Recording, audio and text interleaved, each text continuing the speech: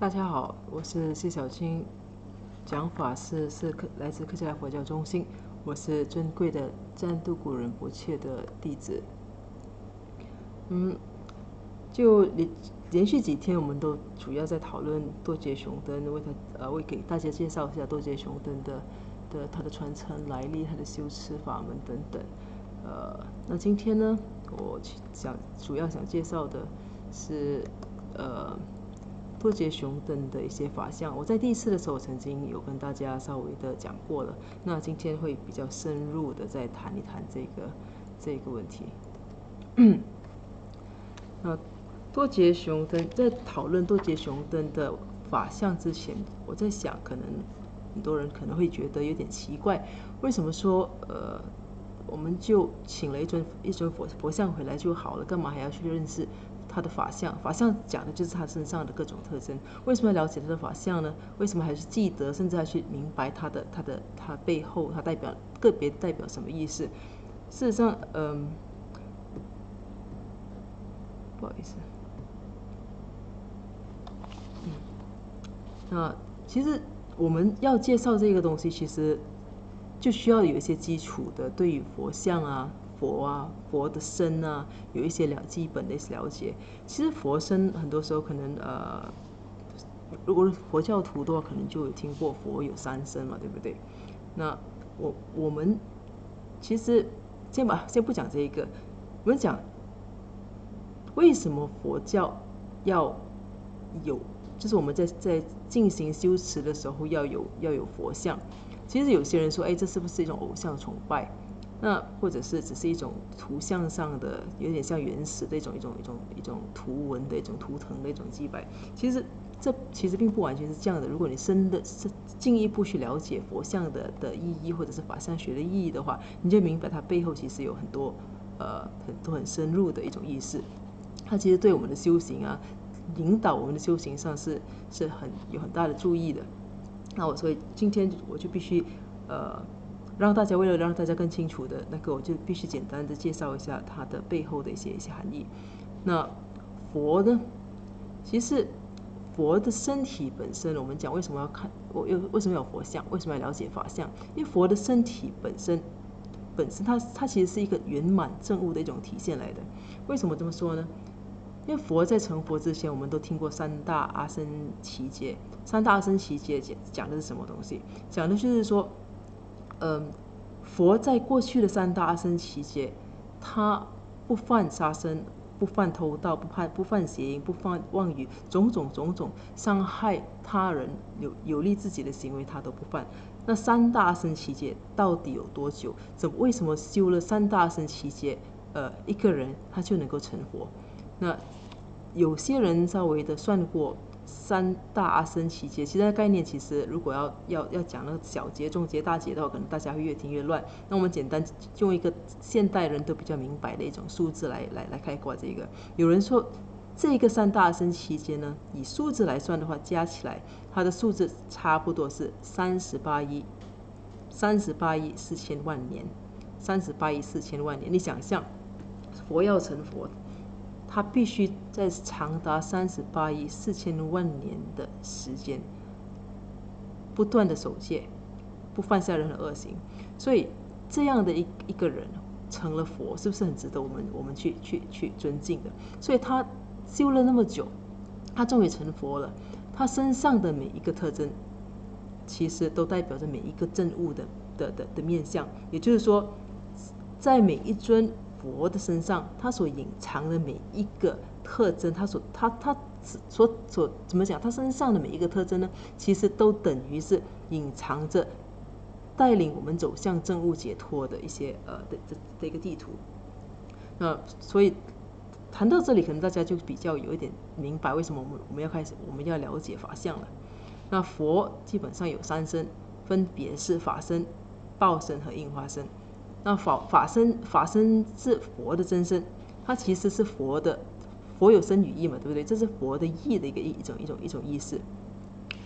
这个法身呢，它是没有色相的，完全超越色相。超越色相的意思就是说，超越我们感官上的一种认知，超越感官，其实人类的很多学习和认知都是靠我们的感官的眼睛啦、耳朵啦，这些全部或者是触觉啦。佛的这个法身呢，它是超越感官上的认知，甚至是超越人类的这种概念的，是我们没有办法去想象。就好像说，在过去的人，他没有办法想象地球是圆的，因为他看不到，他就以为看到的是平的，那就是平的。那就好像说，以前我们也根本没有办法，可能在我们的祖父那一辈啊，或者更早一些，我们根本也没有办法去想象到有外星人这回事。所以这一些就随着科技的进步，我们越来越多的科技能够去发现，或者是去研究到某一些东西，所以我们才看得到很多东西。我们到现在为止，即便如此，我们都还是根据我们所看到的来认识我们的环境。所以佛的这个法身，它是一种超越概念的。所以我们大概知道，以我们普通话来说，普通人的一种说法来说呢，你只需要知道说它的这种相呢，是我们看不到的，无形无色的。OK， 那法身，那这样子的一个法身佛，由于看不到，那像我们这样的凡人吧，你啊我们这样子的凡人，我们一般上刚才说过，我们都说，眼见为凭，我看得到的我就相信，我听到我就相信，我的逻辑推论得到的，那我就相信。那些超越我们的认知的一种跨越概念的东西，我们就没有办法相信，完全没有办法相信，甚至可能有些人甚至觉得这是无稽之谈。所以佛呢，为了这样子的这样子为了度化娑婆众生呢，佛就化身为报身佛。那报身佛是什么东西呢？报身佛是佛的意所化现出来的一种有形象的一种身。那通常我们所看到的，就比如说我们没有办法看到，那我们看到都是一些佛像，比如说文殊菩萨像啦，比如说观音菩萨像啦，或者是弥勒菩萨像啦，它一般上都是非常非常俊美的。而且如果说菩萨他以人相来出现的话呢，一般上都是很年轻很年少的，身材他的身材比例通常都非常的均匀啦，非常完美啦，而且他的皮肤啊也是非常洁净无瑕的。所以这样子的报身佛呢，它往往展现出佛的某些特点，也就是他要指引我们的一种方法。那最可能说大家很熟悉的例子，比如说就是文殊菩萨。文殊菩萨想到文殊菩萨，我们会想到他的法相特征是什么？他右手是持着一把剑的，一把利剑，一把智慧剑。然后我就讲那把利剑，那把利剑代表他能够砍断我们的烦恼，我们的各种各样的烦恼。那所谓的烦恼就是我们的妄想，那些妄想来自什么？妄想就来自我们的贪嗔痴啦，这三毒，这一切的根源其实都是无明。所以文殊菩萨他作为一个报身佛，那他是有形象，至少我们知道，当我们想起文殊菩萨的时候，我们知道他是右手拿着剑，左手拿着经书的。所以因此这个文殊菩萨他视现为报身佛，他就展现了这个手持利剑的一种身相。他当我们看到文殊菩萨的时候，当我们看到他的利剑的时候，我们就想起，我们必须要砍断无明和烦恼。所以这只是一个例子，我们让大家比较了解说佛身上的一些特点，他的姿势啦，他的手印和甚至是法器等等，都在提醒我们如何进行修持。那虽然说报身佛是一个比较有形象的一个画现，但是一般人也都看不到。其实我相信大家没有多少人听说有什么人看过文殊菩萨真身啊，或者是看过观音菩萨，一般上我们都听不到，所以一般人都基本上看不到报身佛。那有人看得到吗？当然是有，那些修行成就比较高的那些高僧大德啊，他们就有可能看到报身佛。他们甚至有一些佛甚至会以一种新的形象，就是说可能顺应那个时代的要求，以一种新的形象来化现给那些高修行的一些圣人看。所以这样子的一个圣人，高僧他们是怎么样才能做到这一点呢？其实他们是经过很长时间的，甚至多世的一种修行，有些是经过很长时间的针对某一些本尊的进行一些闭关啊，净化了很多自己本身很多的一些业障，累积了很多功德过后，他们才有机会看到报身佛。其实我们看不到，就是我们这些众生吧，我们说佛众生啦、人类啦，我们看不到这些佛，其实并不是是真的看不到，重点其实是我们的业障蒙蔽了我们的眼睛，所以即使佛在我们的眼前，我们其实也是看不到的。所以在这种情况下，你想，看不到，我们说看不到的情况下，人就不相信嘛。那所以报身佛也不是每个人都看到的，那怎么办呢？所以佛呢，他又那些报身佛吧，他又化现为化身佛，那是真的展现在我们面前。化身佛是有肉体的，是有肉身的，它展现的是娑婆相，所以它拥有的是我们很熟悉的肉体，就是我们所能够去具体化的一些肉体。那目的呢，其实是让我们更加容易跟他们结缘。那比如说我前几天有跟大家介绍过达赖尊者，那达赖尊者呢，他其实就被藏传佛教徒被视为是观音菩萨的化身。那另外一个，当然我相信大家也想到了，那比如说多杰雄灯呢，他是文殊菩萨的化身，他是文殊菩萨的愤怒化身，所以化身佛它特点呢，它其实是跟娑婆的众生很亲近，那所以它能够很快速的去回应我们的各种需要。所以刚才我简单是做了一些简单的介绍，让大家明白一下为什么佛它会有为什么我们需要学法相啊？佛的三圣有哪一些啦？为什么说无形无色的？那怎么变成有形有色啦？怎么又有它的法相了？所以你大概了解了，你可能就比较容易能够联系。那我们刚才做了简单的一个总的介绍过后呢，我怎么说？我现在开始要跟大家再进一步讨论或者介绍，就是多杰雄灯身上的各种它的相貌特征和它们的含义。所以现在大家都明白，就是说我们要学习法相，就是要让我们时时刻刻在看到每一尊佛的时候，我们就提醒自己，那一尊佛它所体现的是什么，它所呈现的是什么。比如说观音菩萨，它是佛的慈悲的一种总的体现；比如说文殊菩萨是佛的慈悲的，文殊菩萨是佛的智慧的一个总的体现。所以他们的各种法相，他们的各种特征都有各自的代表。所以我们每一次看的，就在我们身上，我们每一次看到他、观想他，或者是直接看到这些菩萨的时候，我们就会想到这些特征，然后就会提醒自己。其实重点是不断的提醒我们自己。那强化一下我们其实不然在日常生活中，我们可能今天念了一些经啦，然后就去办一些事情啦，出去外面马路上有些交通堵塞啦，那我们可能就生气了，那我们就忘记了，甚至有些时候可能去玩啦，去娱乐啦，那什么都忘了，那第二天如果忘记没有再继续做修持的话呢？那我们可能一整个星期下来，1个月下来，我们其实又开始卷入这个娑婆的各种深色的一种场景里。所以我们在每天做对本尊或者是对护法的修持，对他们的法相进行一种观想，就是其实不断的提醒我们他们身上的特点。刚才讲过。佛身上的特点，或者护法，或者是菩萨身上的他们的每一个特点，都是证悟，带领我们朝向证悟目标的一种详细地图。因为佛他本身他已经圆满证悟，他已经摆脱了轮回的种种的烦恼。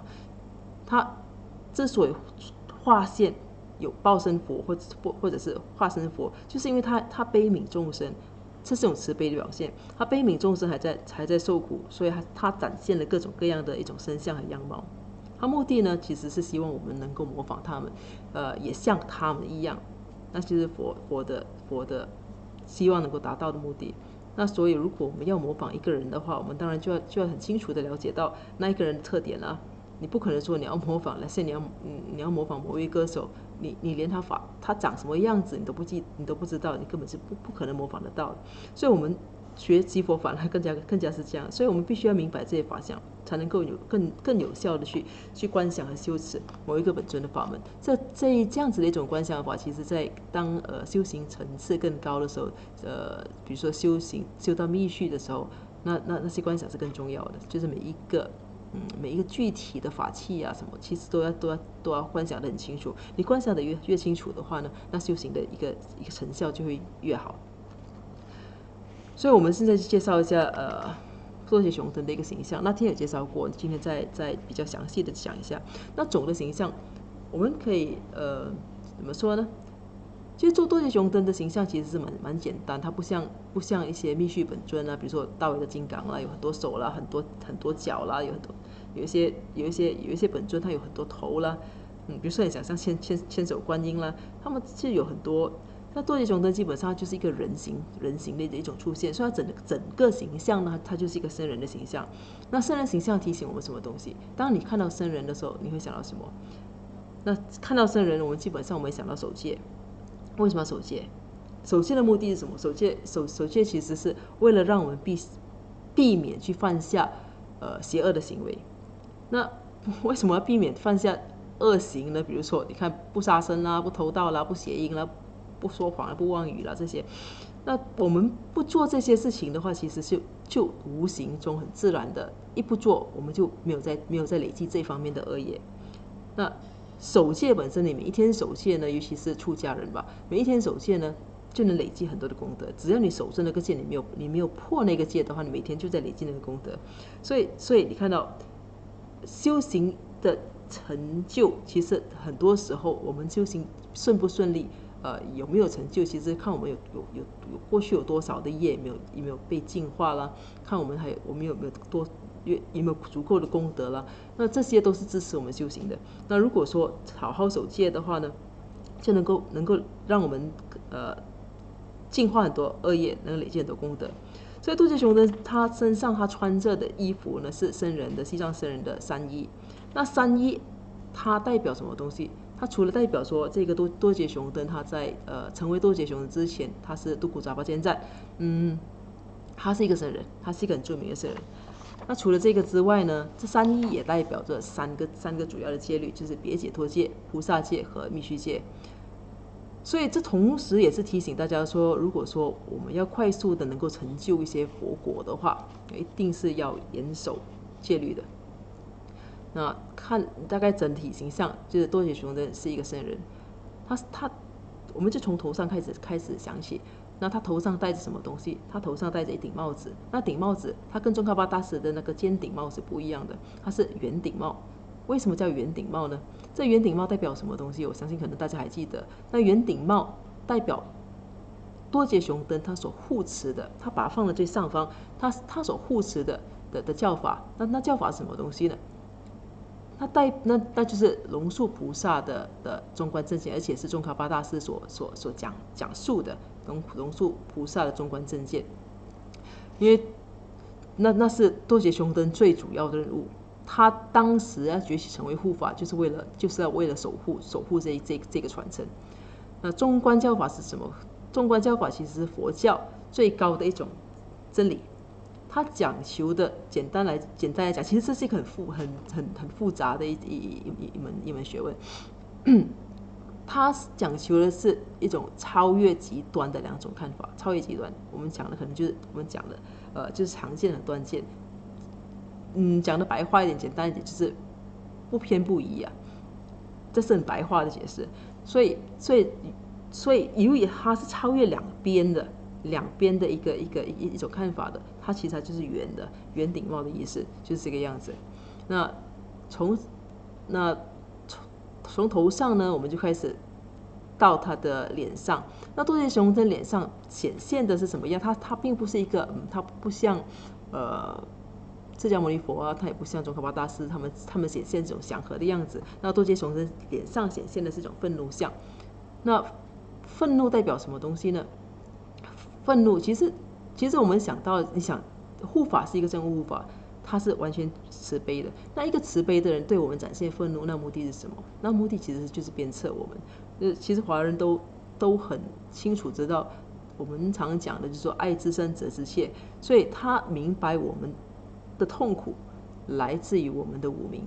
我们因为无名就常常犯下各种各样的罪业，所以多杰雄登他以他这种愤怒的方式，表示他会用各种方法，甚至不惜用一些比较愤怒的方法来帮助我们避免，主要让我们消除无名障碍，避免让我们接下来将来受更大的一种伤害。所以这是一种愤怒相，所以这是一个非常非常慈悲的一种愤怒，就好像父母责骂孩子展现的一种慈悲这样子。那他脸上整的就是一个愤怒相。那脸上的正中央呢，有就是两只眼睛的上方额头有一个第三只眼睛。这个第三只眼睛大家是相当熟悉，因为很多佛教啦，或者是佛教的一些本尊或者是护法可能都有。所以这第三只眼代表看穿现在过去现在未来的一种能力。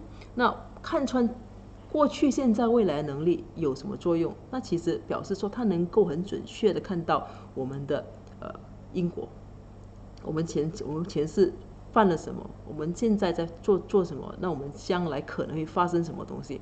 它由于它能够很准确的看到这个东西呢，它才能够为我们做出最好的一种安排。这个可能就好像有些人说，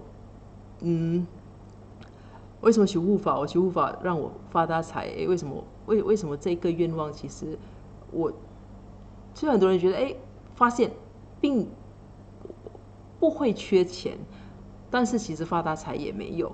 那为什么这样子呢？其实因为护法知道，如果他让你发了一笔大财，那你可能整个人就变了，那可能就不是，就可能会完全的舍弃佛法啦，更加沉迷于声色啦。所以这种情况，如果你是这种人的话，他可能就不会让你发一笔很大的财。他因为不想让你卷入更多的，不想让就不想让我们更加沉沦。这是一个慈悲正悟护法。那所以我们说，为什么我们不去求非正悟的护法？因为非正悟护法他就是没有办法看穿过去、现在和未来。那他会给你有一些人有一些神吧，神明啦，世间神明，他会给你眼前所需要的，但是在可能10年内你需要的，5年内你需要的，他可能会给你。但是你得到了这一块东西之后，那10年之后将会发生更大的灾害，他却看不到。有些时候，所以我们通常呢，你要祈求的话，祈求任何东西的话，最好像正悟的护法来祈求，不要像非正悟的。这就是差别，主要是因为他们能够看穿我们所有的因果。那这是他脸上的第三只眼睛。那接下去呢，脸上再下来就是他的右手就是智慧剑，就是一把利剑。因为其实多杰雄登是文殊菩萨的化身，文殊菩萨的化身身上都会有利剑。比如说好像宗喀巴大师他也是文殊菩萨，那他也是有利剑的。所以他持着利剑代表他是文殊菩萨的化身。而且这利剑呢，这叫智慧剑的利剑呢，代表能够砍断我们的烦恼和妄想。所谓的妄想，其实就是我们常常把一些不真实的东西视为是真实的。就比如说，把这个我当成是永恒的一种存在，那就是一种妄想。如果我们把我当成一个永恒的存在，把我当成是一个不可能不会去改变的一种真理的话，那其实这就是我们烦恼的一种开始。所以砍断我们的烦恼、妄想和无明，就是能够让我们帮我们看清实相。所以这是右手持那个智慧宝剑的意思。那多杰雄登的左手就比较忙，总共有3件事物。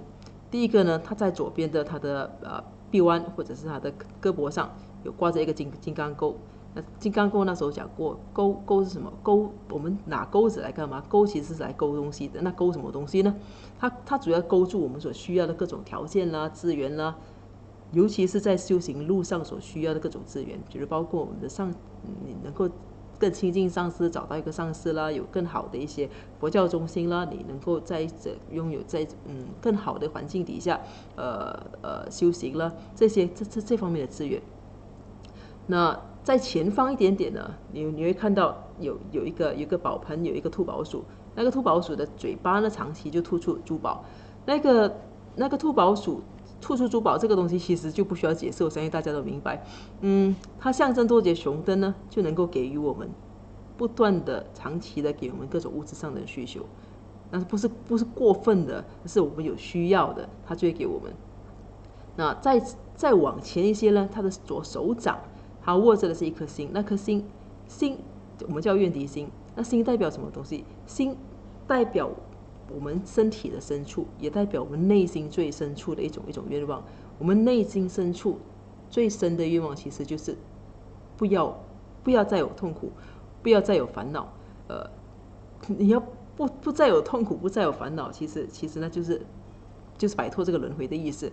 那就是到最后呢，真正的没有痛苦，没有烦恼了，其实就是成就佛国。所以心代表我们内心深处真正想要成就一种发掘内心的佛性和成就佛国的一种心愿。而这样子的一个心呢，它具备了真正的空性大乐，也具备了真正的慈悲。所以它同时多节熊灯握着这颗心，这颗叫愿敌心。为什么叫愿敌？因为它是我们怎么说我们的烦恼的一种根源。所以他握着这个东西，他想确保让我们能够很好的去控制这样子的一个心，能够让我们有更多的智慧。那左手右手完了，那接下去呢，多节熊灯的脚上，这个有点，对，这是一个比较特别的地方。你们如果有留意的话，会发现有一些佛教护法，他们身上是穿着靴子的，有一些是没有靴子或者鞋子。那为哪一些护法穿靴子，哪一些护法不穿靴子呢？其实一般的正悟护法，其实他们已经超脱了，怎么说？超脱了一种世俗的一种牵绊，所以大部分他们都是赤脚的，不穿鞋子的。那一般上有穿鞋子的呢，它是世间护法。那多节熊灯穿着虎皮靴，那又代表什么东西呢？那就像我们刚才之前曾经讲过的，护法分为正护法和世间护法。那正护法呢，一般上都是赤脚的。那世间护法又分为真正的世间护法，还有一种呈现世间相的正护法。要搞清楚这个概念。真正的世间护法就是表示还在轮回中的，那还在六道中的。那呈现世间相的正悟法呢，就表示他已经是正悟了，他是某一位正悟菩萨或者佛这种化身。所以多节熊灯是属于后者，它是属于呈现世间相的怎么讲的正悟法。那刚才我们解释过嘛，对不对？为什么要有多节熊灯为什么要呈现一个这样子的世间相？我们解释过，因为佛菩萨他本身本来是超越概念的，没有无色的一个法身佛，然后为了让众生更能够去感悟到感受到佛的话，他们就开始有报身佛。那报身佛也不是每一个人都看得到，所以就开始有了化身佛，那是跟我们更加亲近的。所以多节熊灯呢是文殊菩萨的愤怒化身，他呈现这个相，主要就表示说他跟众生是非常亲近的。可以很快速的来帮我们。比如说，其实举一个可能大家都比较清楚的明白的一个例子，就比如说我们发生什么事情的时候，比如说可能某一条街道啊，路灯可能都熄灭了，我们会找的是谁？我们不可能直接跑到首相那里去投诉吧，对不对？因为你找首相，你大半年过后那件事情还没有解决，那我们找的肯定是村长啦，或者是当地的人民代议士啦。你找人民代议士肯定比找部长容易，那你找部长也肯定比找首相容易。简单来讲就是这个样子。所以我们有什么事情的话，我们会直接找一个最亲近我们的护法。那多节熊灯呈现世间相，就是更方便我们更方便我们向他请求，有什么任何需要，也更方便他来帮助我们。那头上的，OK。那多节熊灯介绍完他的身体呢，我们就开始介绍他骑着的。那多杰雄登骑着在格鲁传承，多杰雄登像他是骑着一头狮子的，那个狮子呢是雪狮。那雪狮代表什么？雪狮代表一种勇敢无畏的一种心。无畏，为什么需要无畏？我们必须，其实你要去寻找一种实相，你要寻找真理的话，你必须勇敢。你不勇敢，害怕的话是不可能的。所以雪狮代表无畏，那种无畏，勇敢的去克服，去战胜什么东西呢？要战胜无明，要战胜执着，要战胜更嗔恨。你要去摧毁掉我们的自我和我爱的一种感觉所带来的各种敌人啊和妄想。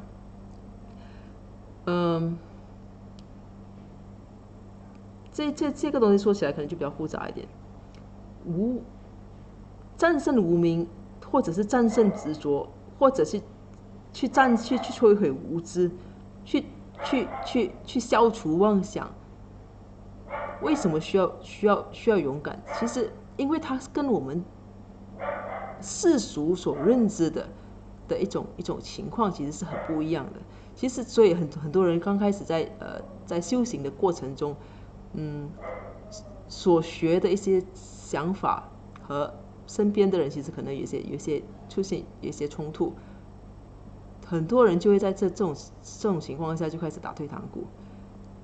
那事实上，所以我们才需要一种无畏的心理。所以多杰雄登呢，他这个雪狮啊，就是代表无畏，让我们能够克服这样子的一种害怕。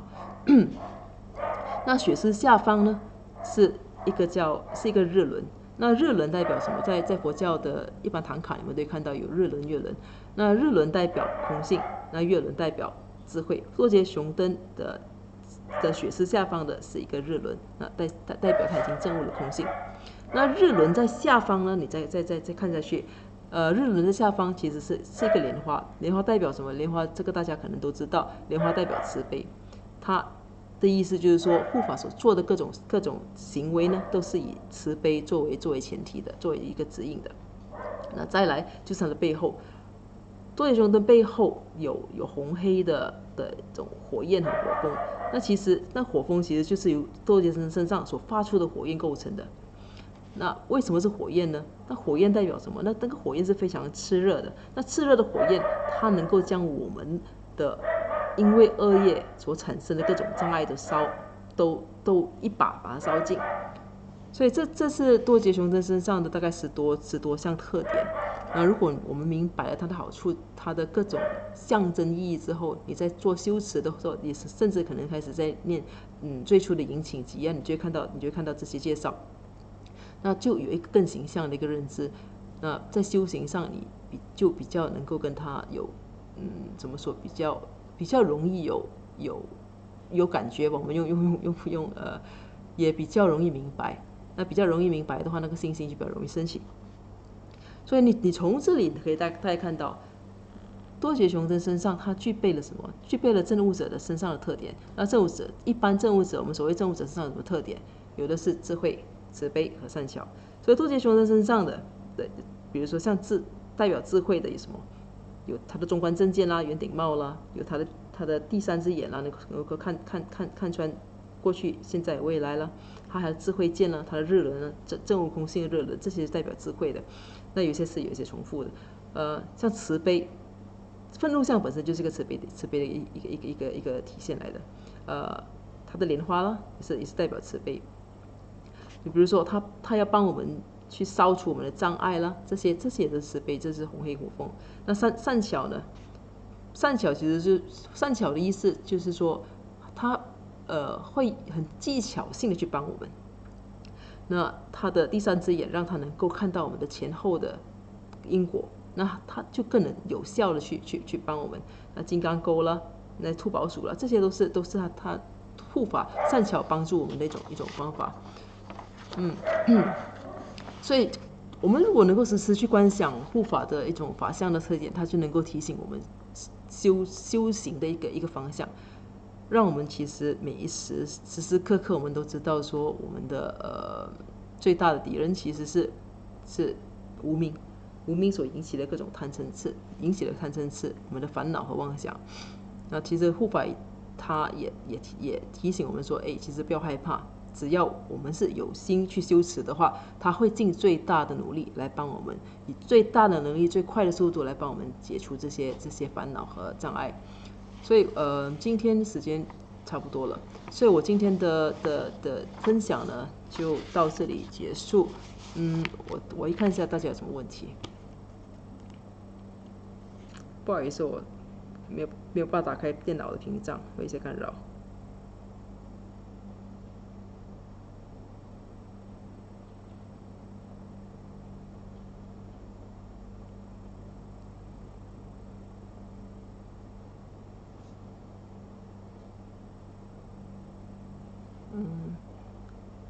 好。一因旧，我听说在刚开始修护法的时候，会有很多不好的事情发生，这是怎么回事呢？为什么我们会遭遇不幸呢？其实在这种事情，它其实并不是不好的情况，是我们认为它是不好的情况。我记得上次曾经说过，你想象，如果说我们的业障，其实我们身上每一个人身上都背负着许许多多的恶业。我们的业障其实就像那个雪山还没有溶解的雪山那样，那它不溶解，它是雪山，就基本上没有什么事情。那但是有一天天气热了，雪山开始溶解，那突然溶解，可能突然的溶解，那可能就会造成整个雪山呢融下来了，那个雪就可能会造成一种叫什么？雪崩啊，可能那个流下来的洪流啊，可能就会把整个村庄都卷掉。所以呢，护法它并不是把我们的业障消掉，它不是直接消掉我们的业障。如果我们没有在做任何事情的话，其实我们没有在做敬业的修持的话，我们是没有办法去消掉本身的业障的。那护法是帮我们什么？他帮我们把这一些等于说就是在这个雪山的流啊，它要途经的方向，它把这些东西分成支流。那当冰块开始溶解的时候，雪开始溶解的时候，就会开始往不同的方向去。那它就不会一下子把整个村庄都卷掉了，或者是它开始逐渐的溶解。所以我们开始修的时候，我们过去的一些恶业，它就开始来出现一些，就开始怎么说呢？它可能加速一些恶业的一种成熟，让大的变成小的，慢慢的消掉。那我们宁可比如说感冒发烧，我们宁可1000次感冒发烧，也不想有一次出现心肌梗塞，就是这样子的意思。所以它并不是不好，我们反而如果我们开始进行修持的时候遇到一些小障碍的话，其实我们反而应该是感觉到高兴的。另外一个是Chris Chong， 护法修持是每一个人都可以修的吗？基本上这个护法修持你可以不需要灌顶，你任何人都可以修，除非有特殊的情况，比如说在马来西亚，伊斯兰教徒就当然就不能够修佛教的任何法门，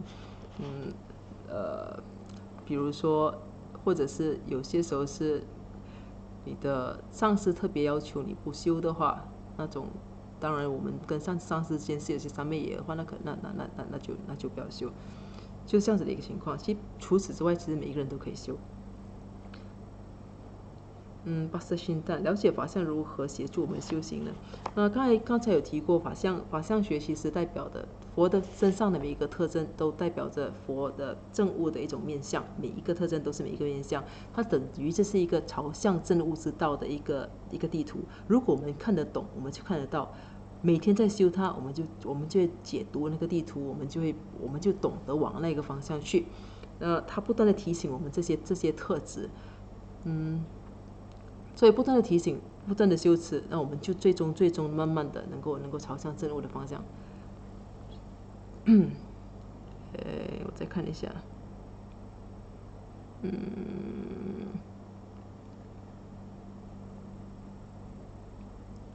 我在仁波切的网站上有看到只有2只眼睛，相貌比较和蔼的护法像，这个像和愤怒像有分别吗？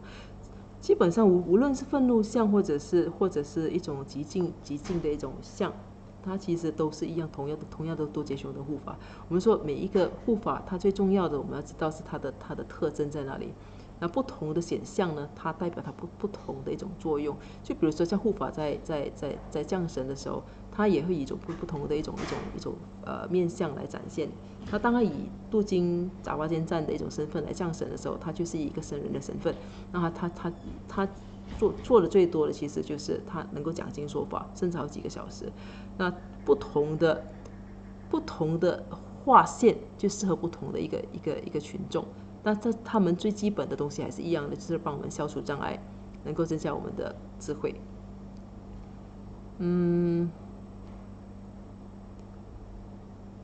既然多杰熊真是文殊菩萨的化身，如果我们修持，我们还需要念文殊心咒吗？其实当然那是需要的。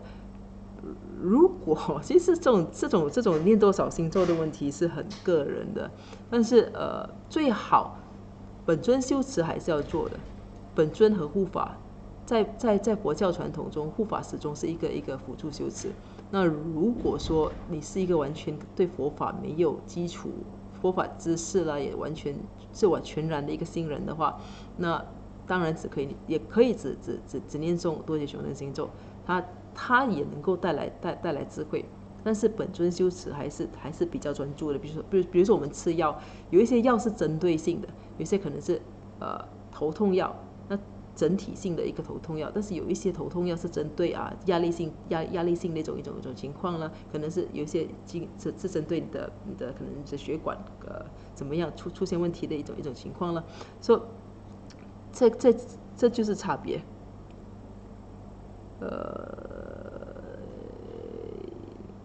基本上好像都回答完了。好，那既然都回答完了，那我们今天的这个时段呢就到这里结束，谢谢大家，我们明天再见。